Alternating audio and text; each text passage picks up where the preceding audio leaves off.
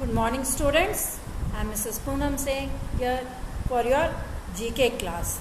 And today's topic is Ajanta Ellora Caves. We are going to study about Ajanta and Ellora Caves. Why? Because this is our historical monuments. Okay? This is our historical monuments. If we will study these about these monuments, we will come to know that how rich India was in art and culture. Because these monuments, Khajuraho group of monuments, Ajanta Ellora caves, these are having stone carving art. And both the places are related to Jain and Hindu. Now I am showing you the slides. See here, Ajanta and Ellora caves, considered to be one of the finest examples of ancient rock cut caves. Means rock is cut and made caves. Are located near Aurangabad in Maharashtra, India. Ajanta and Ellora caves complex is adorned with beautiful sculptures, paintings, frescoes, and include Buddhist monasteries, Hindu and Jain temples. Temples and monasteries keep it beside, but main thing is it is adorned with beautiful stone carving, rock cut caves, sculptures, paintings.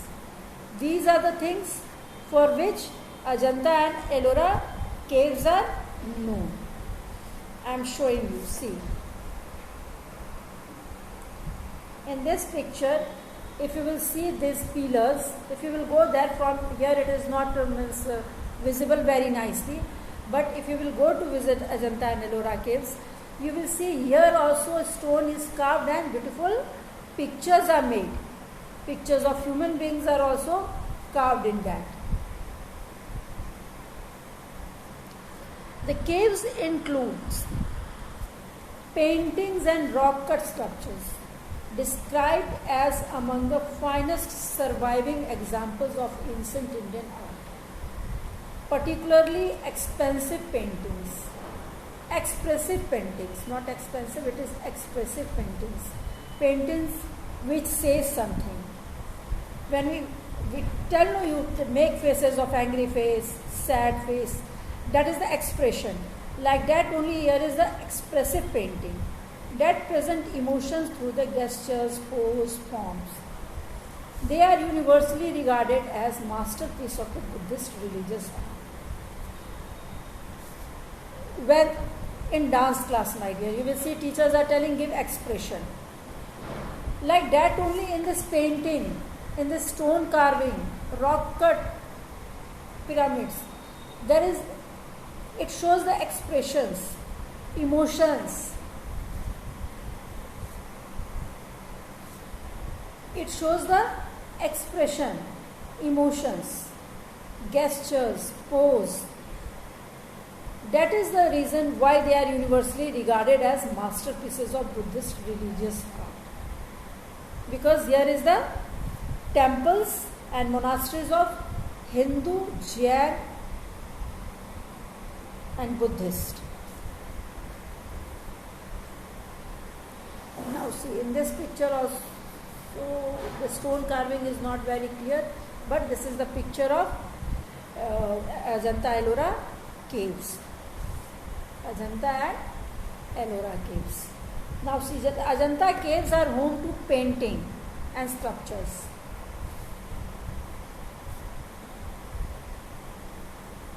That depict heavy influence of Buddhist philosophy and religious teachings of Buddha.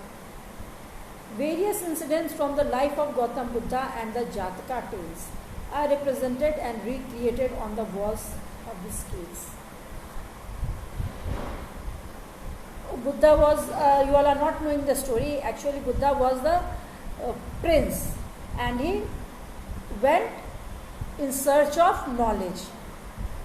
And after gaining the knowledge, he understood that nothing is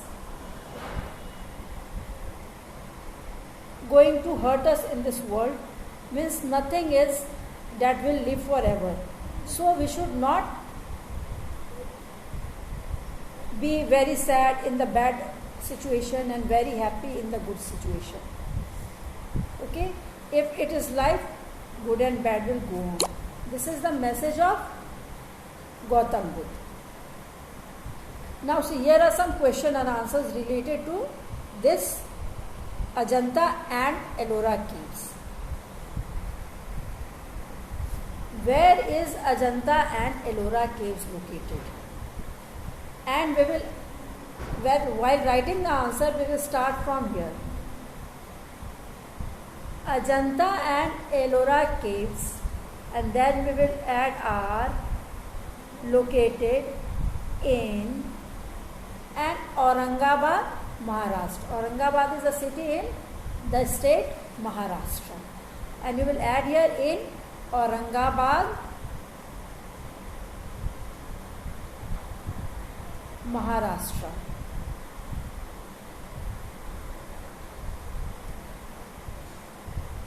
Now, see here, my dear, here is a question. To which religion do the caves belong? This caves belongs. And to which religion the Ajanta and Ellora caves belongs? It belongs to the Hindu, Jain and Buddhist religion. All these three religions it belongs. Okay? Now we will go to the next slide.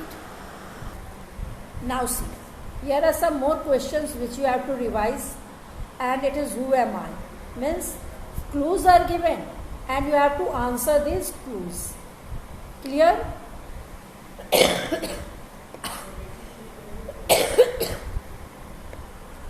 I am a fruit.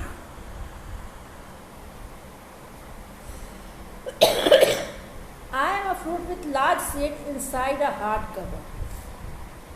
And the fruit with large seed inside a hard cover is called stone fruit.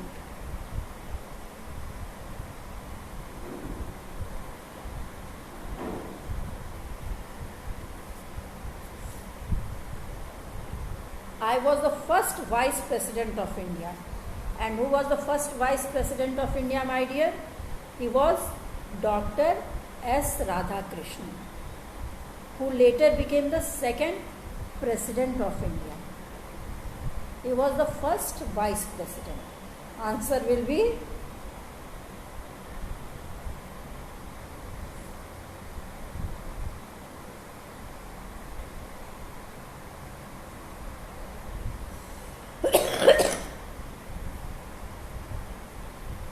I was the first Governor General of Independent India. And who was the first Governor General of Independent India? C. Rajagopalachari.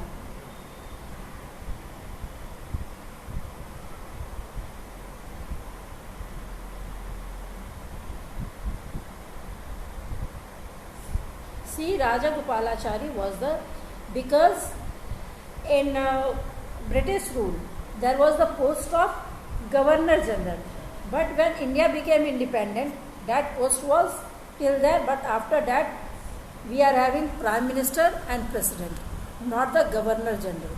So he was the first Governor General of independent India. I give you silk yarn. And who gives us silk yarn? Silkworm. So you will write here silkworm.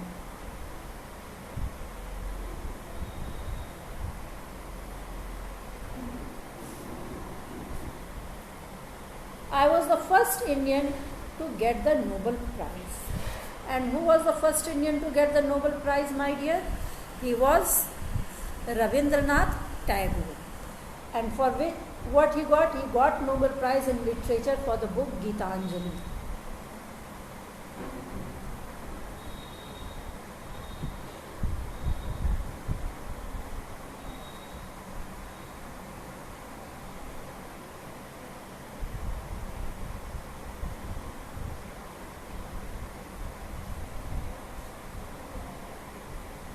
I was the first Indian to climb the Mount Everest. And who was the first Indian to climb the Mount Everest, my dear? First Indian to climb the Mount Everest was Indo-Nepali. Okay? And he was Tenzing Norgay. With his partner Edmund Hillary, he went. What is the name?